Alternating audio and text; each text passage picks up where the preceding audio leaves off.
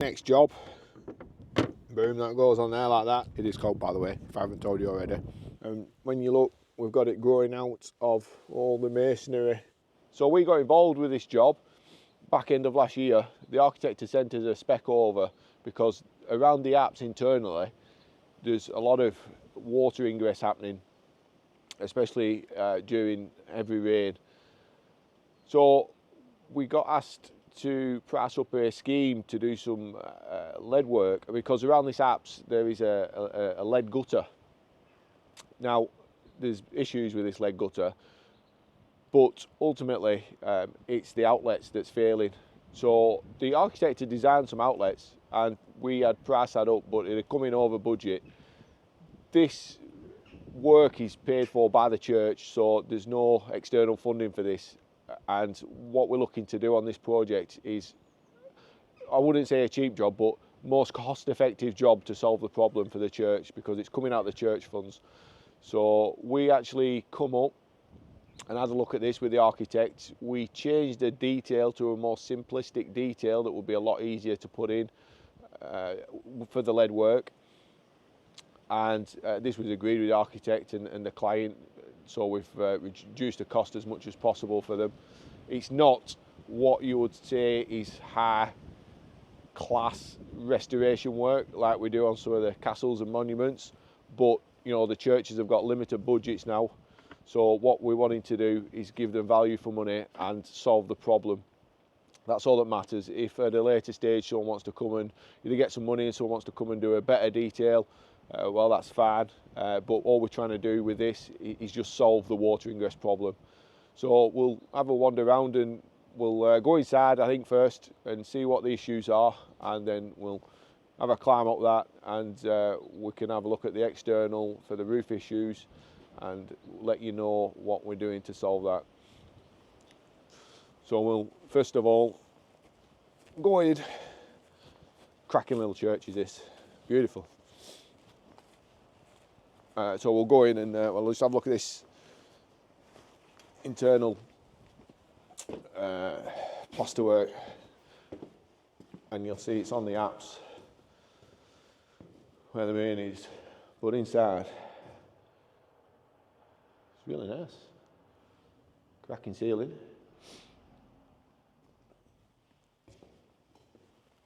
And as remote rural churches go, it's nicely decorated as well. But up on the apse here, you'll see this side is the back, but there isn't too many issues here. The plasterwork is in fairly decent order, but as we go around, where we're going onto here, you'll see this is where the main issue is. We've got the corner, the outlets about around there somewhere, but I think what it's doing is the outlet's blocking up, and then it's actually running back through the gutter, and then it's blocking up, and water is ingressing at a stage that isn't the outlet, but we know that the outlet's the problem. So even though where the outlet is, it looks mediocre, not too bad. But the main problem is here, but it is the outlet that is the issue on it. So we'll go up on scaffolding and we'll see what... Oh, here we go. Now we'll go up on the scaffolding and have a look. Cracking church, cracking church.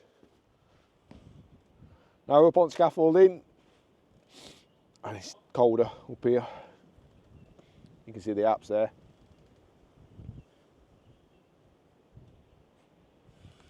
Lovely bit of building work. So anyway, lead line gutter that we've got, you'll see this is the outlet that there was. Forget about this bit, this is what we've done, but this outlet basically, I think it's about 35 mil, something like that in there. Yeah, 35 mil. And what they've done is they haven't done any welding or anything. All they've done is basically bashed an hole in it, and if you look around on this side, you'll see that's the original outlet, little spigot, and you can see it floating around in there. So what they've done is they've just left that there and bashed an hole in it, and that's why all this masonry down here was getting absolutely saturated. So again, no, it's not the best restoration work of my career.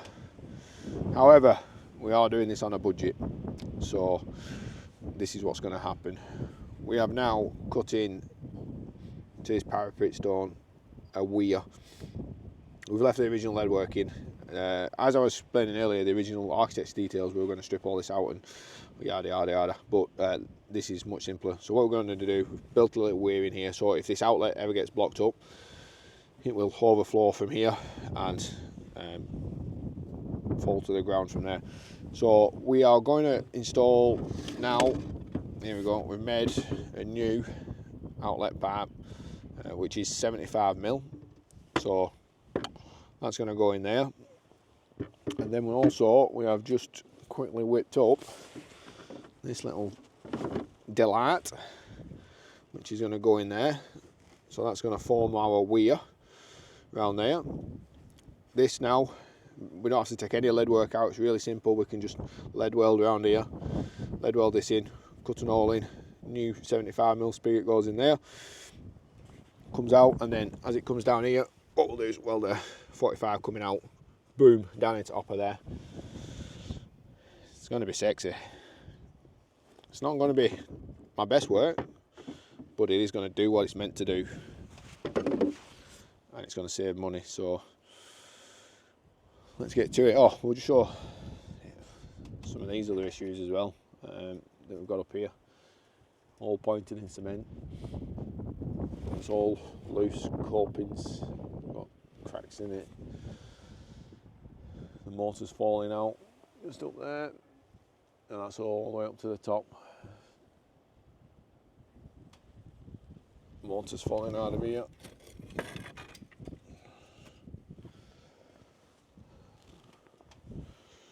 Yeah. Don't like throwing stuff off scaffolding, but it's only me and little lad here.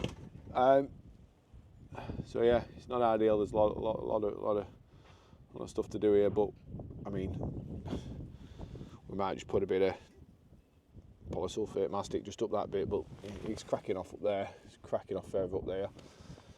You've got to know when to stop. So yeah, we've got loads of issues here, but we're only doing what we're doing today, or these last few days. So let's get cracking, and we'll get this outlet in. I'm not gonna. Oh yeah, let's do it on a time lapse. I'll stick it over there, and we'll run through it right quick. Well, I didn't bother with the time lapse. It's too much hard work, and the scaffolding's a little bit wobbly, so I had nowhere to put my camera, so I ain't bothered. Anyway, what we've done, I've just enlarged the outlet now. We've took out the old one, the old spigot, and I've enlarged the masonry hole.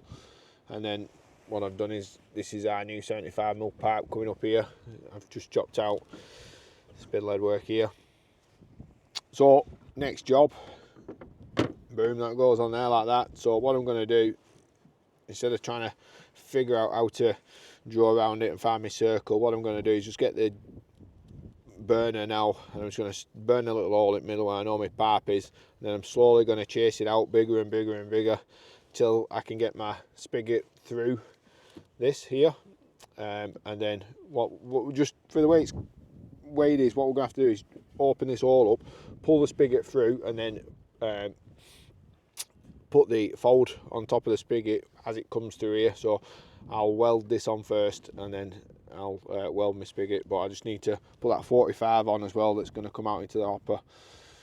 So we'll crack on with that. I'll do another one in about half an hour, see where we get to.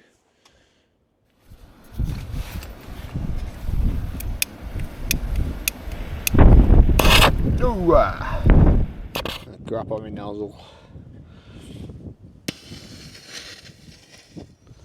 All these lead welding videos that you see, they're like putting beautiful welds down and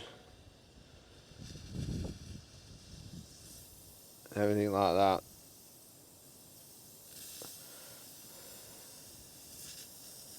That's brilliant inside a workshop where there's no wind and it's warm and flat. anyone can put a nice lead weld down in them situations, but when you're out here and it's freezing cold, blowing a gale, it doesn't work.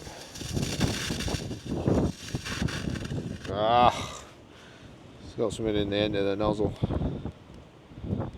That's why it's not working out. Right, it's just gonna do. We ain't got time.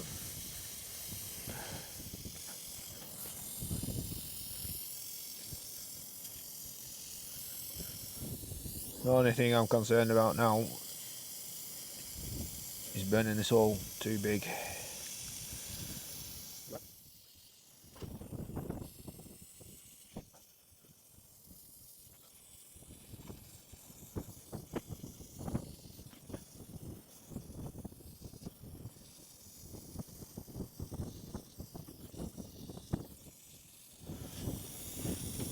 Oh, wow.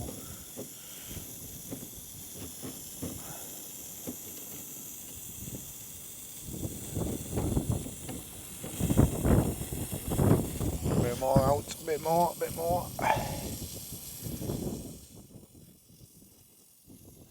Oh gosh, so cold. A tad more.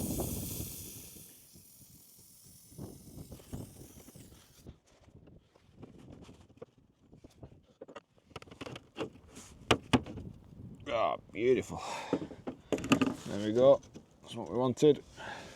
So what we'll do next, I'll get this plate welded in, and then it's fixed, and it'll make it a lot easier. This, and then we'll cut this down here, same on the other side, and then we'll just gently just tap it round, and then we can weld that spigot in as well.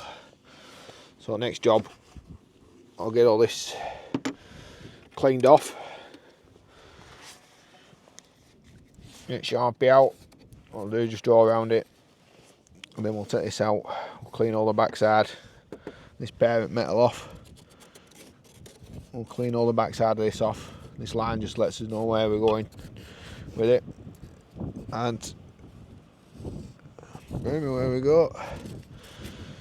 Right, I'll turn it off and put it back on when we're welding, something like that. Right, here we are. It's too cold up here. I am absolutely frozen. So we've got this in now, all lead welded in, and we've done the outlet or the spigot as well, and that's been lead welded. I've done that on the angle now. So basically that will go up there, inside there like that, and then what we're going to do now, as you see, this bit will come out into the hopper, and we'll just weld, just fold that over and weld that into there next. Oh, it's so cold. Oh. I'm going to put my body warmer on, as well as all my thermals, and about 14 layers. But anyway, we'll keep going, and I'll do another little bit once we've got that welded in. Church wardens come out with some bacon butties. Get in there. Got a brew as well. Happy days. It is cold, by the way, if I haven't told you already. There we go. Happy days. Got it in. It's all welded up now, and as you can see, I just pulled that through, put a little fold back on it, then welded that spigot in there. What I might just do is just get a little hammer on this and just tidy this lot up before we put some patination oil on it. And then you can see his pipe coming out here, so his hopper's going to sit under here.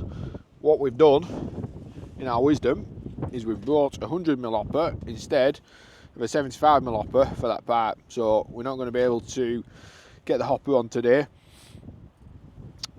What we'll do, we'll just put the pipe coming up, put the offset in, we'll put something together just in case it rains, but we'll fly back up Friday today, so we'll fly back up Monday and bring the 75mm hopper, the correct one, and get that fitted on. we're just going to put a bit of brickwork back in here as well. But yeah, basically that's it. Now you see we've got a lovely outlet that's not going to block up. It's going to take a couple of leaves, and we've got the weir just in case it does. So yeah, let's get that done. We'll get some oil on it, just dress it in a bit. See how we get on after that. There we go, all done. Just need to dress that in. Still a bit of stonework to put in, but we've put the patination oil on now. It's looking good. Happy days. So we've cracked on this side. What we've done the outlet like we have done on the other side. We've put a lead detail in here on the coping. There we go, all done. Hope you enjoyed that little video. Managed to drag myself out to office for a day or two to do this. Don't forget to subscribe onto here. We've got some cracking videos coming up. We've got the pinnacle over at Scunthorpe to rebuild. That spec's just changed ever so slightly, but that's going to be a decent video, and we've got some fantastic work coming up that I can't say too much about at the minute because it's really early days, but there's some brilliant projects coming up on some castles and grade 1 listed churches with some structural issues, fire damage and everything. So yeah, hope you've enjoyed it. Keep watching. See you later.